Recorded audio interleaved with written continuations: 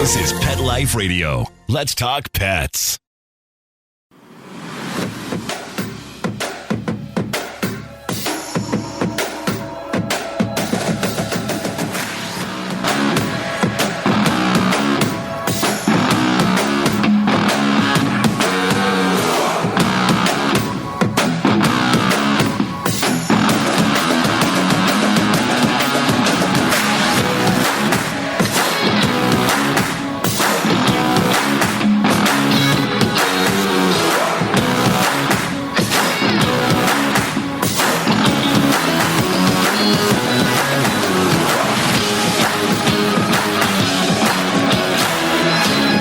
Vegas Rock Dog Radio.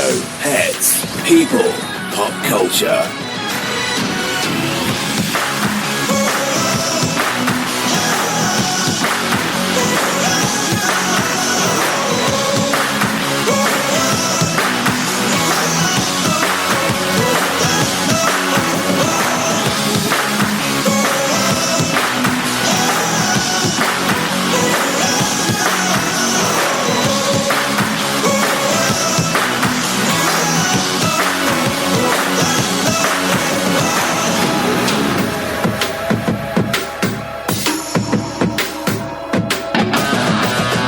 Let's bring on the host, Sam, the queen of rock and roll dogs.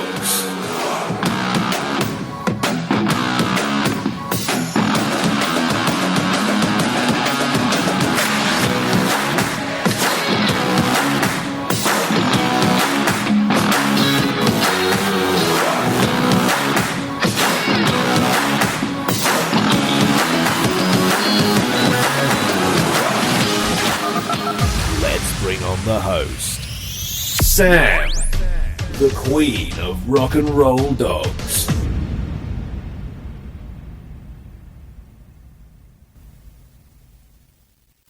Welcome everyone, I'm Sam, the queen of rock and roll dogs and the host of Vegas Rock Dog Radio.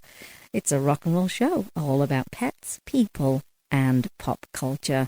So glad you're here today. Lots to talk about, lots in the news. All kind of information. It's going to be a show that's chock-a-block with tons of stuff. Now, before we get started, I want to tell you who's in studio with me today. And it's Mr. Twix and Miss Thornton. Galaxy looks down on us to make sure we always do a good job and looks out for us. And usually my husband is here, Jim. But today I'm solo because he's got a very exciting weekend. And he is playing the Kennedy Center. How exciting is that? So last night was their first night. He plays with Frankie Moreno in the Frankie Moreno show, and they were backed by 100-piece orchestra. So super exciting times for Jim. And tonight he gets to do a second night, do it all over again. All I heard was that there were 6 standing ovations. I'm not surprised. Trust me, the show is phenomenal. And they've had a really fantastic time. And then, as I say, another night tonight. So very, very exciting for Jim. It's a shame I couldn't be there. I am very busy right now. And all I want to do is actually leave town and get a little break. But it's just been one of those kind of years this year. We've been very, very busy, but very, very excited for Jim and the whole band, and for Frankie and for Lacey Schwimmer. His girlfriend, but she's also the choreographer. She performed as well tonight with her brother Benji, and you will know her from Dancing with the Stars. So I am living vicariously through everybody's photos and videos right now, and it's just very exciting times, and I'm very, very proud of everybody. And I know that people were wowed. They were wowed last night. I know it. And if you do get a chance to see Frankie Moreno, and they do tour around the country and out of the country, but they also play here in Vegas, then I recommend you go and see the show. And if you haven't seen the show in a while, you're due to go again. So that's what's going on there. So I'm flying solo, which is fine because I fly solo a lot. Now, before we get the show started, let me tell you where you can find us on the internet. Our main website is vegasrockdogradio.com. Once in a while, we'll be on Periscope. And of course, you're going to find us on Facebook, Twitter, Pinterest, Tumblr, and Instagram. And if you like to read blogs, then we do have a blog, and it's the rockandrolldog.com. And that's where you'll see my reviews, my giveaways, who's coming on the show and who's been on the show. We like to let people know every which way possible who's been on the show so that you don't miss a show. And if you do happen to miss the live show, which we love the live show, then, of course, you can go to the standard iTunes, and you can go to iHeartRadio, and you can go to Spoke, which is the new SiriusXM podcast app, and you can find the show there. You just search for Vegas Rock Dog Radio. And if you use a different app for listening to podcasts, then just search Vegas Rock Dog Radio. You'll find us. You can also search our pet tip of the day. You'll find the pet tip of the day, and it's just a quick 30-second minute blurb of a tip for pet parents. And we have lots of them, lots and lots of them. We have a lot of traffic. People will click over to the pet tip show and listen to 20 pet tips. I mean, it takes you 10 minutes, if that. And hopefully they're good tips, and you walk away with a little bit of information. Well, let's start with my weekly update. And, this week I've spent more time with animals than I have with people. When I counted up the amount of dogs, it was all dogs last week, that I'd actually met. It was 10 dogs. So I've decided that needs to be my weekly quota. You probably hear some little tippy-tappy paws running in the studio here today. So that's my goal. 10 animals a week. And I'll be happy as long as I hang out with a bunch of animals. Well, talking about more animals, kittens and more kittens. Let me tell you what happened with my friend Alicia this week. So she goes on a nightly walk with her 2 dogs, Odie and Gracie. And she comes across a pregnant, very skinny pregnant stray cat. Being the animal lover that she is, said pregnant mummy cat came home with her.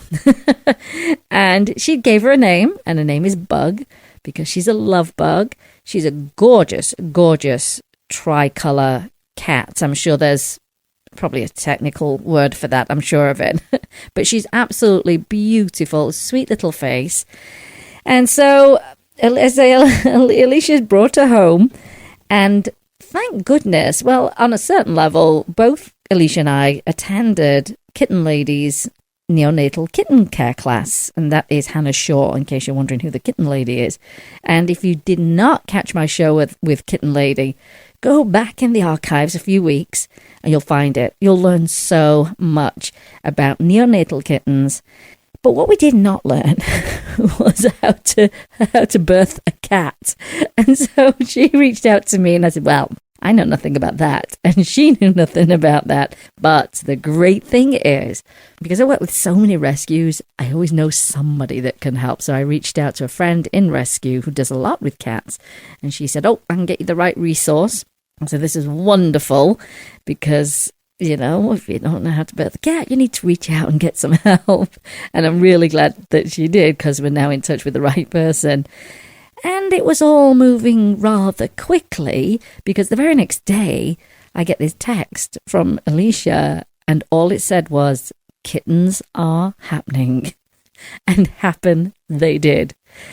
6 of them. 6 adorable little kittens of all colours. They were all the colours of the mother. And they're doing very, very well. And what Alicia said was, I can now claim that I have had kittens. And she has had kittens. And I guess there's nothing like learning on the job, which is exactly what she did. And so she was there for the mummy cat and the babies, and they're all doing incredibly well. And all they do is feed and sleep, feed and sleep, feed and sleep. And the mummy feeds them and feeds herself at the same time. She's a multitasker, and she's like a boss lady, I said. She's very much like a boss lady.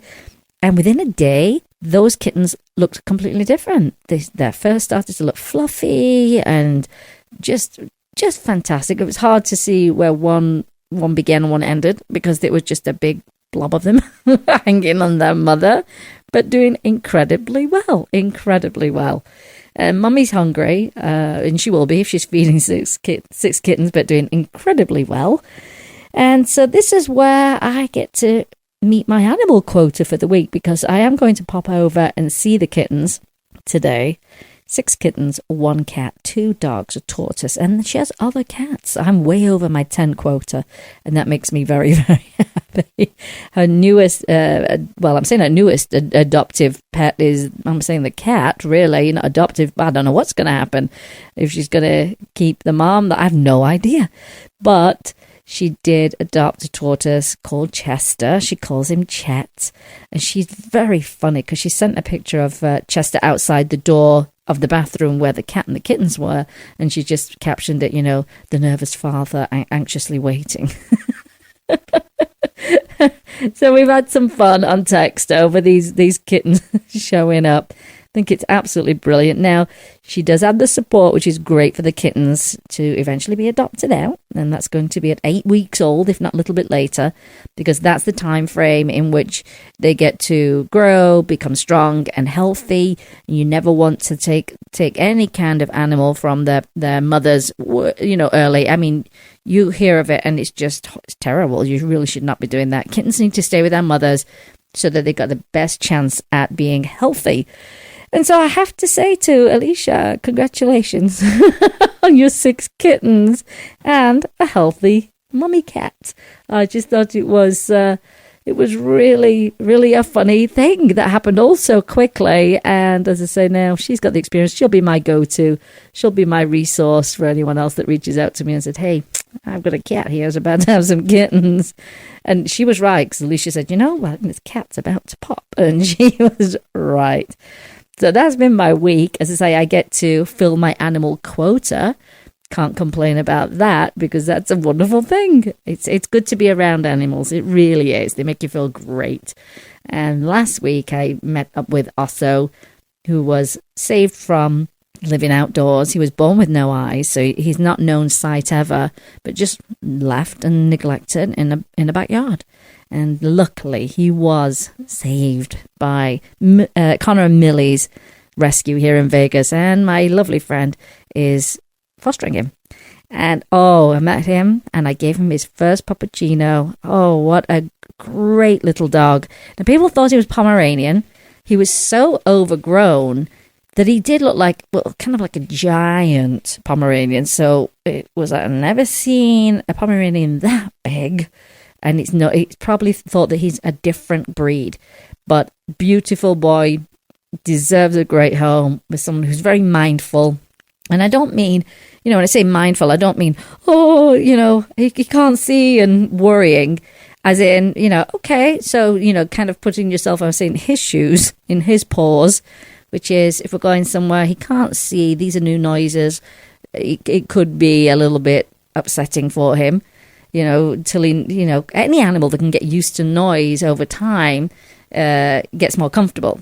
So you just have to be mindful, because while we were there having the puppuccino, someone fired up this really noisy motorbike, which scared the living daylights out of all of us, including Osso. Now, those situations you can't control, but you just have to be, I guess, more aware of, what can affect them. When they can't see, what are they hearing? So, wonderful boy. I'm sure he's going to get into his home very, very quickly. And, he's cute. Oh, he's got a cute face. They shaved him down, this little lion cut. Oh, he's so adorable. But if you're interested in adopting him, then what you can do is you can reach out to Connor and Millie's Rescue. We've got a lot of activity in the studio today. And I wish I had a camera in here right now, because Mr. Twix has been on my studio desk. He can jump on anything. So he's been up on the desk and he drank all of my water. You know what's funny about him? I always take water to bed. He now believes it's his water, because the minute I put it down and then go to brush my teeth, he is on his back legs and he's drank all my water. So last night was quite funny. I go to bed and he stood by the bedside table looking at me. And in his head, he's saying to me, "Where's my water? You forgot my water. Where's my water?" So I said, "Oh, I'm sorry. I forgot your water.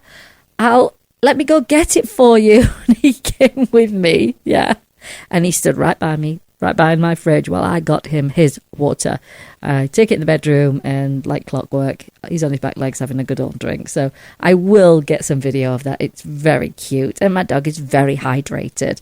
I have no no concerns with that whatsoever. Me, on the other hand, I'm dehydrated, completely dehydrated all the time. So he does make me laugh. He's got me well trained. He's certainly got me well trained. So let's talk about this little bit of news. Not the greatest of news, and that is that nearly 40 people got sick after playing with Petland puppies, and the CDC have said that 9 people have been hospitalized. It's not good, is it? So the U.S. Center for Disease Control and Prevention announced this past Monday that 39 people contacted a bacterial infection from contagious puppies at the pet store chain Petland. They're all over the place. We always encourage people, try and adopt. It's really important that we save these animals that are in shelters and in rescues, and try not to buy. That's why we say, adopt, don't shop. Because this is what happens. Reputable breeders do not put their pets in stores. So the pets that come from in the stores, arrive in the stores, are coming from puppy mills. And puppy mills are just horrific places for animals, and particularly for the breeding pair. The breeding pair never gets to leave a puppy mill, ever. Ever, ever, ever. And so really the lucky ones are the cute puppies that have not been looked after. They have not been well fed. They have had minimal care at the very best, and they're in cramped, filthy conditions, absolutely horrible conditions. And then they end up in these stores. Petland's one of them that sells puppies. And you can imagine, and this happens a lot, is people buy these pets from pet stores, and within a couple of days, there's all manner of health issues going on. They don't have the best start in life. They really don't. And so then you get one and you've paid a lot of money thinking you're getting this, that, and the other. And then you end up spending more money in the veterinarian's office. Now, a lot of people will say, and I think it's only because they feel guilty. And it's okay. Don't feel guilty. I just feel that once you know where your dog came from and you do feel bad about it, then just don't do it again. Don't do it again. You know better, so you do better. And so I think out of guilt, a lot of people will say, yeah, but I really rescued my pet. And it's because they feel bad. They see them in these cages, and no one wants to see any animals in cages. And they feel bad, and they go, I've got to take that dog. But what I have to say is the money that you pay, you are funding that dreadful operation. And you're paving the way for another dog to show up in a pet store, which means there's more breeding in these horrible facilities. So don't use that term, because that's not what you're doing. You are actually funding the operation. You can say, I didn't know, and gosh, that will never happen again. Because when we cut off the supply, it's all supply and demand. When we start to cut off that whole, no, I want a rescue pet, then that's when we'll see changes, and obviously some kind of laws and inspections put in place. They're not very strong, so that's why these places exist, and it's horrible, absolutely horrible. So, there's a lot of disease in puppy mills, and so it doesn't surprise me that they've had this infection pop up. And so out of the 39 people who sought treatment for this, and I'm going to say a big word here, I hope I say it right, campylobacteriosis, 12 are Petland employees, while the other 27 people either visited the store, purchased a dog from the chain, or simply came in contact with a Petland puppy. And 9 people have been hospitalized so far. So that could be your friend got a dog and you went over to see the new puppy. Next thing you know, you've picked up the bacteria as well. And although they say it doesn't go human to human, what if you've already got pets in the house and you bring in a dog that's got it? I mean, now you're going to be in a lot of trouble. So Campylobacter, a bacterium found in the gastrointestinal tract of animals and people alike is one of the most common causes of diarrhea in people and generally linked to contaminated food like raw milk, poultry and meat. And this was according to Jeanette O'Quinn. She's an assistant clinical professor at Ohio State University Department of Veterinary Preventative Medicine. That's a long title there. She says contact with animal or human feces containing this bacteria can also spread the disease through accidental ingestion. Ew. And according to the CDC, people infected with this bacteria experience bloody diarrhea, which would be terrifying if you saw that, fever, stomach cramps, nausea and vomiting within 2 to 5 days of coming into contact with the bacteria. It cannot be passed from person to person. This you do need to know. Here's the thing, you might have a hard time figuring out why you got so sick if you don't display these symptoms until 2 to 5 days. You could easily say, oh, it's some food I ate. You might not even make the connection if you'd been in a pet store and you'd played with the puppy or you went to see your friend's new dog. You just don't know once it starts to show the symptoms. So, as it say, it's according to the CDC, people infected with this bacteria have these horrible, horrible symptoms. And the World Health Organization reports that severe and sometimes fatal cases can occur with young children, of course, elderly, those that are infirm, and people with compromised immune systems. But most cases are mild and generally resolve without treatment. Puppies who have this bacteria can experience vomiting, loss of appetite and low energy levels, though O'Quinn even says seemingly healthy puppies without symptoms can be contagious. And according to the Veterinary Centers of America, most veterinarians prescribe antibiotics to help rid of this infection. Not all puppies, this was a quote from O'Quinn, from pet stores are infected with this bacteria. But make no mistake, this is not her quote, this is me speaking, make no mistake, you're more than likely not getting a healthy puppy in the first place. You really are not going to be getting the best of the best. But she says this dogs, she stressed that dogs housed together in cages where they also poop may be more prone to contracting and spreading these infections. And this is another thing about puppy mills. They're not let out to play. They're stacked in metal crates on mesh. Not mesh, what's the word? I don't know, grid? No, grate type. But just not a flat surface or anything, which is dreadful for their feet. But the reason they do that is so that they poop and it actually falls through the crate, through the cage, and sometimes they stack them 7 and 8 high. It's horrific. So you can imagine that's going to be very easy for any kind of disease to spread. Very, very easy. So the bacteria can easily be picked up during play with other puppies or from the environment and then ingested during grooming. Yeah, I don't mean grooming as in going to the groom, as in grooming themselves. And the spokesman at the CDC told the Washington Post that public health officials aren't sure how common this bacteria is in animals. And in an email statement to HuffPost, Petland said it's cooperating with the CDC investigation.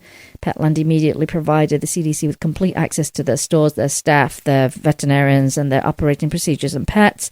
The CDC has not identified any failures in Petland's operating system that would lead to any this bacteria infection. Here's the thing. You've got to rewind a little bit further. See, but where are these animals coming from? It may be that everything's followed perfectly within the store, but let's find out. How on earth could it possibly end up here? Oh, we got animals coming from these puppy mills, or what they call, reputable breeders. But as I say, reputable breeders don't put their pets in pet stores. Oh, all those buzzwords. And all those buzzwords that actually fool people. I don't like it. I find it to be very, very dishonest advertising. And it really does prey on people. It's just not right. So in order to prevent coming into contact with this bacteria, they advise that potential pet owners to look for bright, alert and playful dogs, free of feces, and schedule a visit with a veterinarian shortly after purchasing the dog. People should not let their dogs kiss their faces and should wash their hands every time they come into contact with dogs, taking special care when handling dog poop. Well, don't know about the kissing thing for me. I kiss my dogs all the time, all day. All the time. And I find it quite interesting that they say take special care when handling dog poop. Because I don't know anybody that picks up dog poop with bare hands. I don't know any of that. They said they advise you to use disposable gloves when picking up or throwing away feces and disinfecting the area. Yeah, no, I most people, I think, if they'd got a dog that's got this bacteria, or just in general, they usually wear gloves, or the poop bag is the glove. yeah, I can't imagine people don't, protect their hands. So there you go. So that's the update. Who knows how many more people have been infected by this? It's dreadful. I think it could be the silver lining. We never hear anything about puppy mills and dogs ending up in these stores. And it could be the silver lining. All of a sudden we're concerned now because humans got sick. But I think there'll be a silver lining where people will say, well, how? And how are the dogs sick? How did that happen? And that's good. That's really a good thing when you can always see a silver lining. Well, since I kind of finished on a silver lining note there, we're going to take a quick break. And when we come back, let's talk about rescues and dog training. Yeah, it sounds like a normal thing. Let's talk about it when we get back. You're listening to Vegas Rock Dog Radio with me, Sam, your host, Queen of Rock and Roll Dogs. Vegas Rock Dog Radio. Pets, people, pop culture. It's designerpetsweaters.com. Hand-knitted designer sweaters for your precious pup or cool cat. Beautiful couture patterns for your pets, including custom-knitted formal wear, casual wear, yachting, and even sports-themed. Many designer pet sweaters include feathered tammy hats, top hats, and a lot of sparkle. Each sweater includes leg loops, front paw sleeves, and leash opening. Visit designerpetsweaters.com to order your four-legged fashions today. Your pets will stay warm for the winter and be runway ready. Large or small, we fit them all. designerpetsweaters.com. They called it elephant skin. It was rough, wrinkly, like a Brillo pad. His hair was falling out in clumps. Petey stopped eating and all his hair fell out. Our golden retriever, Sundance, he scratched incessantly. There was hair all over. DINOVITE.com. 859-428-1000. The omega-3 fatty acids. Flaxseed, zinc, alfalfa. The digestive enzymes that are cooked out of regular dog food. Dinovite is nutrition. Within 2 weeks, the shedding slowed down to almost none. The scratching went away after a few days, and Sundance's coat was starting to get shiny and glossy. It's a 180 turnaround. His skin has cleared up. He's not in pain. If your dog has shedding, dry skin, excessive scratching, do the Dinovite. 859-428-1000. 859-428-1000. Dinovite for life. DINOVITE.com. Let's talk pets. Let's talk pets On Pet Life Radio. Pet Life Radio. PetLifeRadio.com. Welcome back, everyone. You're listening to Vegas Rock Dog Radio. I'm Sam. I'm your host of Vegas Rock Dog Radio. Right. So, before the break, we talked about poop and bacteria. How gross is that? But it's an important thing. It's when you notice changes in poop that you realize something's not right. So you do have to pay attention to poop. Can't even believe I'm saying that. We should say poo in England. It sounds nice. It sounds so much nicer if you say poo. Well, I want to talk about rescues and dog training. I found this great article, really great article by Alex Andes. I'm not sure if that's a gentleman or a lady who wrote this excellent article on Victoria Stilwell's website, Positively. And the title was When Good Rescue Groups Make Bad Dog Training Decisions. So I thought, yes, I want to read on. I do want to read on.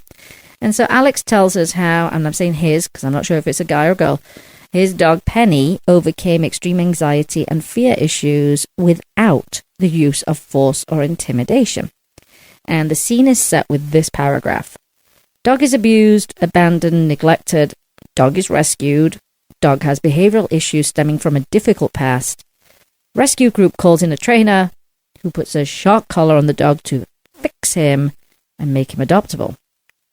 And Alex says it happens all too often in the rescue world. Alex has worked on all sides of rescue for many years, from temperament testing in dog shelters to fostering to helping rescue groups find force-free trainers. And unlike Alex, myself, I've seen the good and the bad in the rescue world. You just do. He writes that he finds it especially terrifying when he sees a pit bull rescue using punitive trainers for their dogs. And he says, I'll never forget a video I saw of a trainer using a prong collar, for corrections to teach a dog the place cue. Unbelievable, he says. Any force-free trainer could have taught the same cue in less time and with zero stress on the dog. And this same trainer works frequently with rescue groups, in particular with pit bull rescues. Many of them have endured unimaginable abuse and neglect, and to put them through the stress of shock collar training or otherwise adversive training is nothing short of irresponsible. And he's correct. And if you fight fire with fire, he says, when dealing with an aggressive dog of any breed, you are asking for a dog that's going to explode. And he said, I understand how stressful it can be when a dog is pulled from a shelter and develops behavioral issues in a foster home. Here's the thing. Dogs do not know instantly that they've been saved. They don't. All they know is they came from a bad situation. Some strange people picked them up. Strange, caring people, of course. And they either ended up in a rescue or in a shelter. And if it's a shelter, it's a very scary environment with other animals that are scared. It's typically very, very loud. And dogs don't do well in shelters. They just don't. They're stressful environments. And I think we have to often look past that, because sometimes they get assessed based on that. And you think, come on, that they are highly, highly stressed. So once you then pull a dog as a rescue, or you adopt a dog from that stressful environment, the dog doesn't in its head go, oh, yay, now I'm in my new home. They just know another strange person that they're going to be with for the rest of their lives now. Just took them out. Now I'm in a strange house. Strange people. Oh my gosh, there are other animals in here. So you can imagine how they feel. And I think when you're a foster, when you're a rescue, when you adopt, you have to lots and lots of patience. Lots of patience, because you could be pulling a dog that's got behavioral issues, existing ones.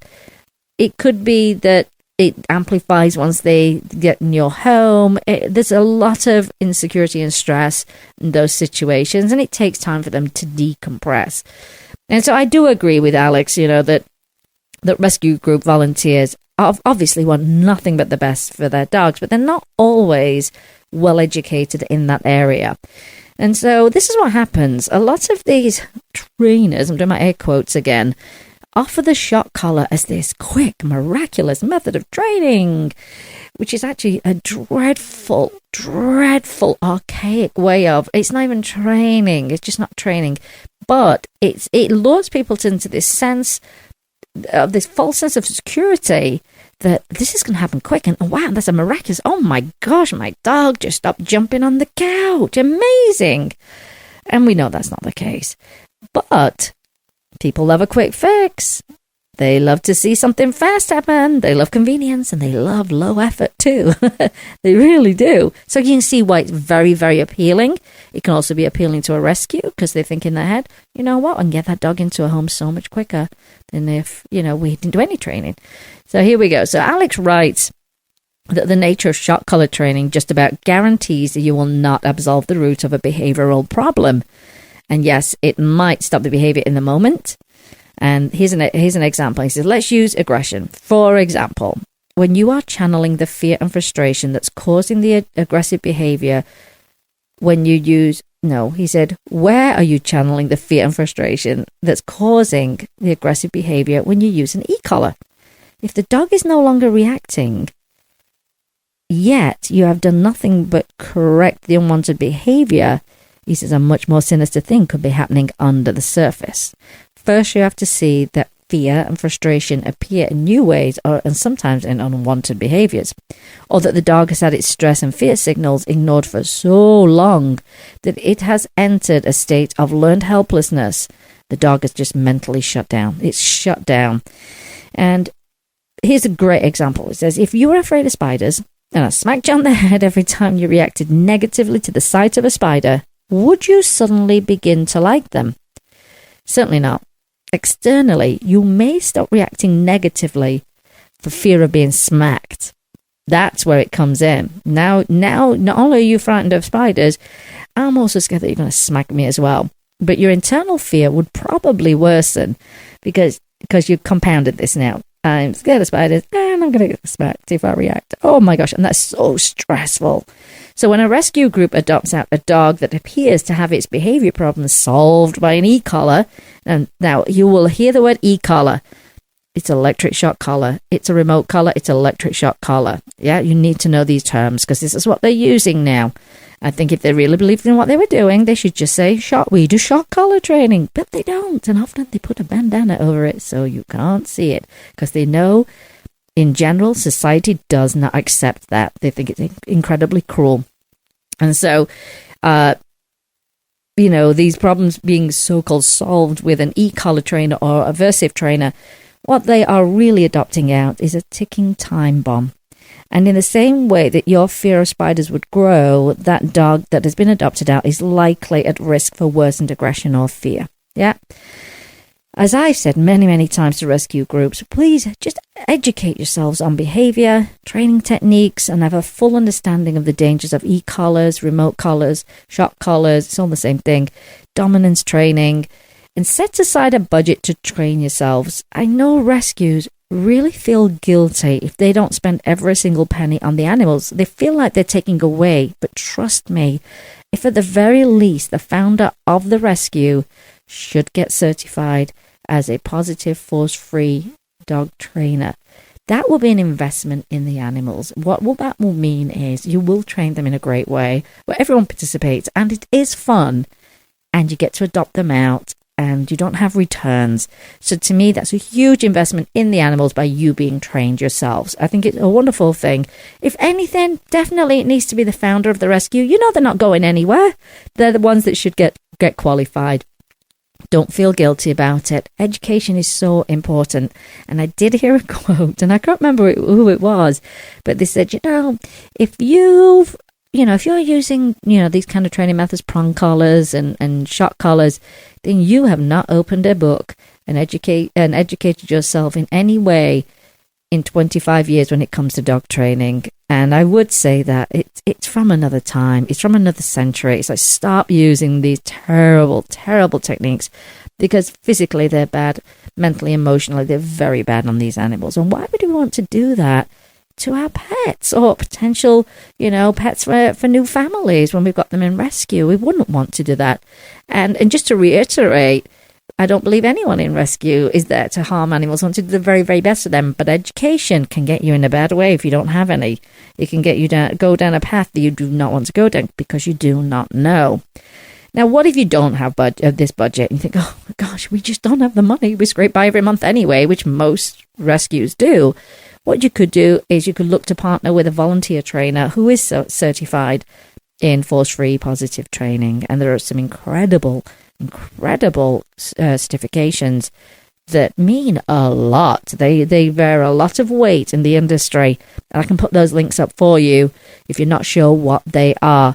I would have a lot of confidence in anyone that is certified in these certain organizations because I know the level of work and study and practical they've had to put in to get that qualification. And I wish more and more people would do it. I really do. I think it's a horribly unregulated profession. And we see all kinds of dangerous stuff happening. And some people would just say, well, I always grew up with animals. It's not a good enough qualification, I'll be honest with you. There's so much amazing studies going on right now for animals that never happened 10, 20, 30 years ago. It's phenomenal, the stuff we're learning. Fantastic. And you do need to be a part of that. Whether you're in rescue or whether you're a trainer, you need to be up to date.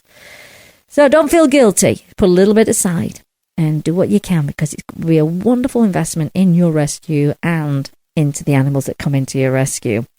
And just know, there is no quick fix. Gosh, don't we all want that? But it just doesn't work that way. Training takes time, but the positive method is what you should adopt where dogs get to make choices and not to be scared into never making a move because they don't want to be zapped. They don't want to be yanked on a prong collar. And you don't want to break that bond. You want a bond with your pet. That's one of the most amazing relationships you'll ever have in your life. And as I said, there's plenty of research plenty on the dangers of shock collars, and I'll post those links for you. Just note this, though, out of all the research, there's not one trial that says they're effective or safe. Put it that way. Now, Alex, in this article, I thought it was a great article, quotes the fabulous Ian Dunbar, someone you can follow when it comes to dog training. You find him on Facebook. This was a great quote. And he said, to use shock as an effective dog training method, you will need a thorough understanding of canine behavior, a thorough understanding of learning theory, and impeccable timing. And if you have those three things, you don't need a shock collar. I think it's a great quote. He's right. All those things, put them in place, and you don't need to use a shock collar. I thought it was a great article, and I will post this link up for you so you can read through it. Well, let's go on to... Actually, you know what? Let's do it in this way, because we're going to finish on a much better note, because there's nothing nice about shock collars and prong collars. But if you don't know how bad they are, then we've got to talk about it, haven't we? We have to talk about it. Prong collars. I'm not going to go into great detail about this particular article, but I've never seen an article written in this way about prong collars, and the title was Why Prong Collars Hurt. And I thought to myself, okay... Duh, isn't it obvious? It hurts because prongs are sticking in their neck. Yeah, we do know that. But this came from a very mathematical perspective. I'd read the whole article, but I'm not sure. If you're not really into numbers and equations and the word sum and formulas, then it's probably not the most exciting read. However, I've kind of condensed it a little bit. And of course, we know prong collars hurt. And some people will put the prong collars fairly loose on their dogs, but there are people also that actually put them on fairly tight and very high up, which means constant pressure on the neck. Now, what exactly is it that creates the pain? And I'm not going to go into saying the whole article because it can be a bit dry, unless you love calculations. But basically, and not to oversimplify this article, pressure, placement, distribution of the prongs, and force were factors in calculating why they hurt and at the level that they hurt. And I think that's the most interesting thing. The very end of the article concludes with this paragraph. In all cases, even considering the complexities of the math, and it was complex, I will tell you, the pressure on the dog's neck from the prong collar is much greater than that created by a flat collar, which is just your normal leather collar. The disparity in the surface area makes that fact inescapable. The pressure on the prong collar is concentrated into multiple small areas like spike heels instead of being dispersed. And in my example, she said, with blunted prongs of a medium size, and you can obtain prongs that are smaller and sharper, the pressure is 155 times that caused by a flat collar. That's the only number you really need to know about.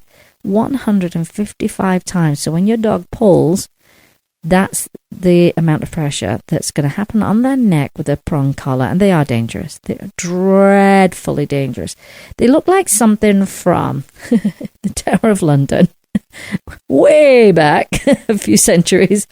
Well, we like to torture people. And you would think of the sickest way possible, and they would create that torture device, and prong collar is right up there with them, right up there. It's time that they were banned. It's time shock collars were banned too, and so that's why prong collars hurt so much. Most people say, "Oh, it's just a pinch collar. It's a little pinch." It's not a little pinch. It's 155 times that than if you actually had a flat collar on your dog. It's something to ponder there. That's a lot of pressure. That's a lot of pain. We don't want to do that to our pets. Great article. I'll put that link up, as I say, if you like numbers, and how she actually did this test. But even if you didn't know that number, most people can say that hurts. I can see that. I see that would really, really hurt. Because what they do is when you pull them, they also compress a little bit. So it's just dreadful. Oh my goodness. I did see a video of a lady with a shot collar on her neck. Wow. In the end, she takes a rock and she smashes it up because this should never be returned. She wasn't buying it. She didn't buy it for an animal. She was actually demonstrating on it, and she smashed it up and she said, "Oh my goodness, they can't sell these. Why are they selling these torture devices? It's dreadful." So yeah, so let's do away with that. You know, they're banned in many, many countries, and it's time we got on board here, isn't it? Don't you think? We totally need to be done with all of that. Well, let's talk about something a little bit, more fun. Let's talk about mushrooms. I don't mean the hallucinogenic ones at all. What I do mean, though, is super immune mushroom broth for cats and dogs. If you can get your cat to eat it, it'll be amazing for them. Cats have a very, refined palate. Cats have a very refined palate. You think you just said, "Oh, my cat's going to love that." And they go, "Oh no, I'm not eating that." So if you can get them to take to the super immune mushroom broth, it's going to be very beneficial for them. And so here are the benefits. It supports the kidney and liver function. It improves skin and coat. It helps prevent viral infections. It contains antioxidants, improves overall health, and aids in the fight against cancer. So great reasons to put this into your pet's diet. This is how you're going to do it. You're going to take a cup of medicinal mushrooms. It is medicinal mushrooms, either fresh or dried medicinal mushrooms. Depends on what's available to you, depending on where you are in the world. And those mushrooms are very specific. It's the portobello, the oyster, the shiitake, and the king oyster. Now, you can add to those 4 mushrooms turmeric, and you can also add ginger for an extra health boost. There are many benefits to both of those ingredients. And then what you're going to do is chop them up, add some water, cook them for 20 minutes, let it cool, pop it into, like a bullet type blender, blend it up and store it in the fridge, or you can pour it into ice cube trays. Now, here's your dosage, and this is from Dr. Karen Becker. Here's your dosage. It's a 1 tablespoon per 25 pounds of your pet, whether it's a cat or a dog. And then what you would do is, from that starting point, you would adjust accordingly to the weight of your pet, whether it's up or whether it's down. And if you do ice cubes, just be aware that 1 ice cube is typically 2 tablespoons. So you would have to, I would say, just buy smaller ice cube trays if you needed to. If you've got tiny pets, you can get them at the really small ones, IKEA. But here's the way to do it. Even if you've got the big ones, you're just going to measure out what your pet needs, and that will go into the ice cube tray, and then you know that when you pop one out, that's the correct dosage for your pets. Now, let's talk about mushrooms again. Let's go back to mushrooms. Do not use any other mushrooms. Do not attempt to substitute. Do not pick wild mushrooms because we know they're toxic. It's just the 4: portobello, oyster, shiitake, and king oyster. We don't want anyone trying to do their own thing. We want to keep it safe and make sure that they get the full benefits of the correct mushrooms. I'm going to try it this weekend. Let's see. My 2, they're not that picky. They're not that picky, so we'll see. We'll see what that's about. Now, Galaxy was a different thing. Galaxy was you could give her the same treat every day for a month, and she would still, I'm going to sniff that first. I'm not taking this on face value. I'll have a sniff first, and then I'll decide if I'm going to eat it. And so she was very, very, very, what's the word? A bit wary, I guess. She was quite the character. So I'm going to try it over the weekend. I'm going to let you know how it went down in my house, which I have a feeling is going to be great. What I am going to do, though, because I've done frozen treats before, and you think your pet is going to lick that little frozen treat like it's a lollipop, like an ice cream lollipop. No. Mine tried to swallow them whole, and I thought, I don't know if I feel comfortable with them doing that, a whole icy, I'm not sure. So I think I'm going to go with, the liquid form in the fridge, and see how they go with that, because I do want my dogs to have all those wonderful benefits of mushrooms. And supplementation is so important. I'm seeing so many more people get on board with supplementation. It's great to see. We just need to make sure that we get our pets at optimal health and functioning at 100%. And all these, your golden paste and now your super immune mushroom broth, just great additions into their diet, along with, some fresh fruit and fresh veg. You have to make sure that they're safe kind. It's amazing how you can improve their diet. You may not be able to go to, say, for example, a raw diet. You may not have the funds to do that. You may not have the funds to go to a better kibble, even though we try to say to people, try not to do kibble if you can't. But what you can do is you eat broccoli yourself, you eat blueberries yourself. Yeah, there's no reason why you can't chop up a little bit more and some carrots and add them in. Now, don't go crazy. They don't need human portions. But you will improve your pet's diet instantly with fresh, living food. And why would we not be doing that for our pets? I mean, it makes no sense, does it? So I will throw this recipe. It's very simple, isn't it? I'll throw this up on our Facebook page, basically. And it'll also be in the show notes. And this is what you'll find is whenever we put the show up after the live show and it goes out on all the podcast platforms, we do include show notes, which means all the links that you hear, so you don't have to grab a pen during the show and say, oh, what was that website again? I don't remember. We like to make it very easy for you to find everything that we talk about on the show itself. Well, I'm going to close out with, we talked about spiders earlier actually, but I thought this was a funny little article. Turns out spiders have tiny paws, and it may change the way you look at them. I did read some research on how people value insects and animals, and it's based on how ugly or how good looking they are. Can you believe that? So people really fall in love with lions and tigers, but they find things like cockroaches are just like, oh, they're so ugly. So the popularity is very, very low, incredibly low. So I thought that was a very, very interesting little bit of research. But here are the spiders. It says, oh, and spiders just adorable. Well, okay, most cases are bloody terrifying, but that image might change when you take a closer look. So clearly somebody British wrote this, clearly. And this is as close as to where their feet should be, where you'll find that they have paws. What? Spiders have paws? And there are some really close-up pictures. It still made me shudder a little bit with that is the tiny hairs.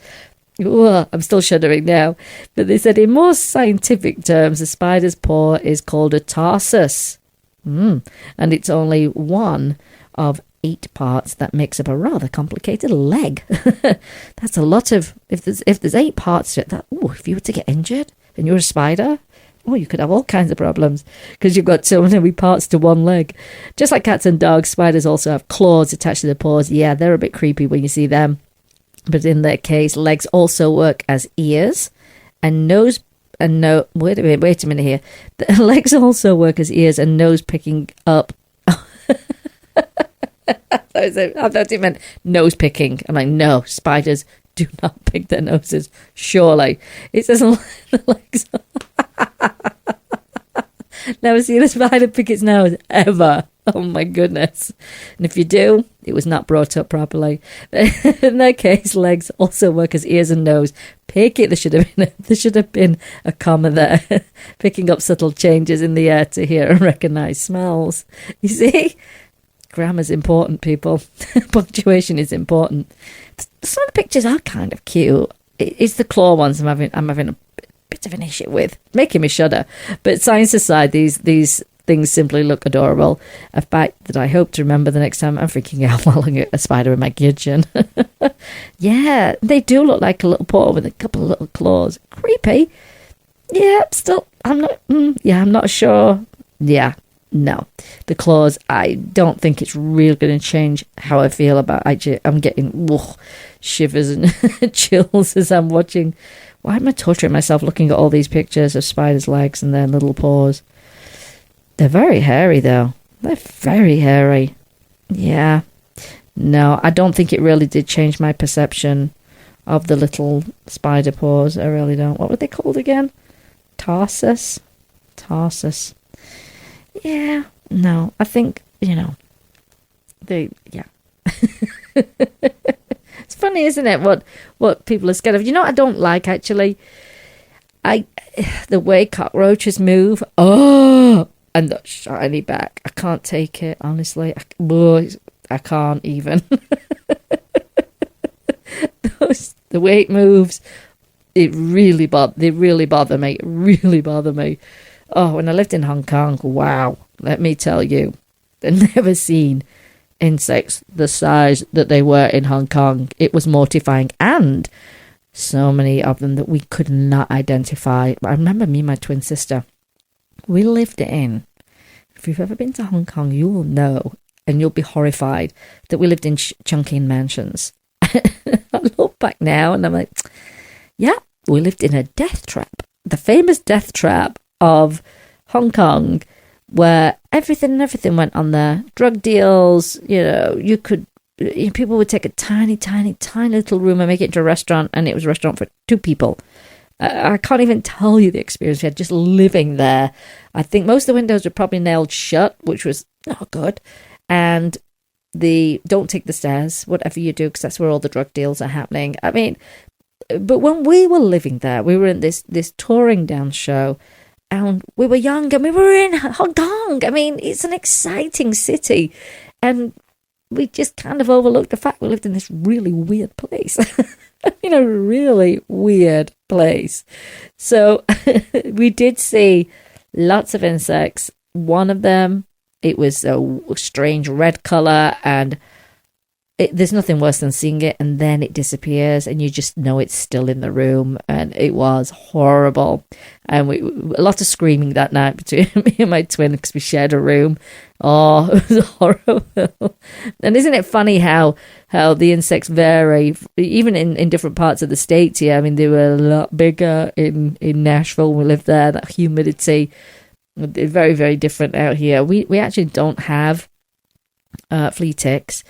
We don't have to do flea tick treatments here, which is great. It's the desert's super, super dry. Unless we actually went up into, say, Mount Charleston, where it literally goes from palm trees to fir trees. And you will have to use some kind of a temporary spray while you're up there. Or if we went down to the beach in California, we'd have to do the same thing. But we don't have to do those treatments. But we do have other stuff, tarantulas. Those chipmunky little things that are always on my back garden. So you will see, rattlesnakes. Yeah, you'll see some other stuff that you don't see elsewhere. But isn't it interesting how, climate has is a big factor on the types of insects that you're going to see and how they thrive in certain climates. So, but yeah, there you go. Now you know that spiders have little paws, and that's just going to make your weekend. Well, I'm so glad that you listened in today as we covered some not so nice topics, but some people don't know. So if you get to learn that shock collars and prong collars are not good, I'm really glad you got to know that today. We can't judge people who don't know.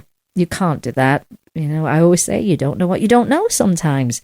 And so that's why we like to put these topics out. Not always the jolliest. And of course, we talked about bacteria and poo again today.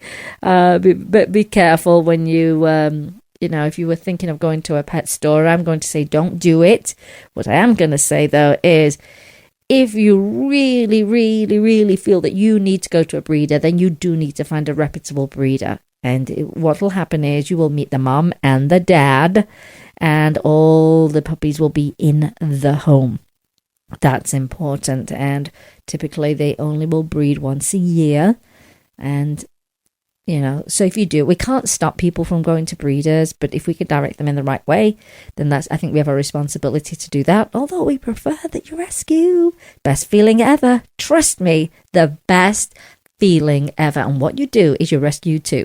So what you're doing is you rescue one animal and you open up a space from that shelter or that rescue for another animal to come in, which means you help save that animal's life too. And that is a great feeling. Well, if you've liked today's show and you're listening, on your smartphone or your iPad, there's always the option to share. And we'd love it if you would share our show directly with your friends and family, particularly if you like the show. That's the biggest factor. If you liked it, if you didn't, don't share it. Whatever you do. And do know this. We're active on all social media platforms, and we really like it when you post the pictures of your pets. We do. But don't forget the names and just tell us how great they are and why you just love them so much. So never be shy about posting on our Facebook page. Tell us about your pets. We love to learn about them because, you know, they make us happy, don't they? They make us really happy. Well, remember, you can help an animal in need. Either rescue, adopt, donate, volunteer, or share their information, or volunteer to be their positive reinforcement trainer for a rescue or a shelter. Rescue your next family member. Replace the word shop with adopt. And be kind to all animals. I want to thank you for being here today. It's been an absolute pleasure. Next week, Mr. Jim will be back in the studio with me and the dogs, and that'll be great. I'm so excited, and maybe he can tell you a little bit more about his Kennedy Center weekend and performing there with the National Symphony Orchestra. It's a big deal, isn't it? Really excited. Just really wish I could have been there. And yeah, so I don't have Jim pressing any buttons today. It's all me today. I'm multitasking. And today you've been listening to Vegas Rock Dog Radio, where it's always all about our pets, people, and pop culture. I'm your host, Sam, the queen of rock and roll dogs. And always kiss your pets good morning and good night. And I'll see you next time. You've been listening to Vegas Rock Dog Radio. Pets, people, pop culture. Visit Vegas Rock Dog Radio for more information. Find us on Facebook, Twitter, and Instagram. And subscribe on iTunes and iHeartRadio.